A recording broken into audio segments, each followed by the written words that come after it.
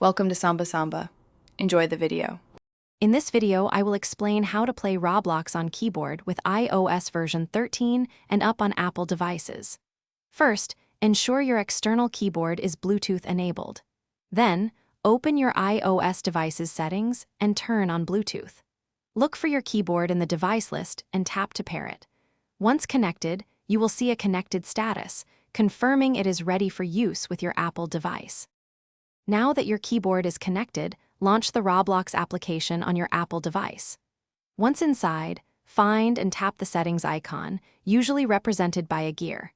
Within the settings, look for options related to controls or keyboard mapping.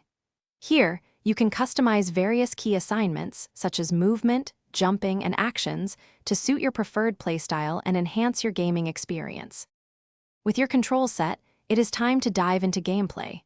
Practice moving your character using the W, A, S, D keys for forward, left, backward, and right movements. The spacebar is your go-to for jumping, allowing for precise platforming. Feel free to experiment with other keybinds for quick actions or emotes. A gaming keyboard can offer enhanced responsiveness and comfort for extended play sessions. If you encounter any issues, start by checking your keyboard's battery level. A low battery can cause connection drops. Next, try restarting both your Bluetooth keyboard and your Apple iOS device.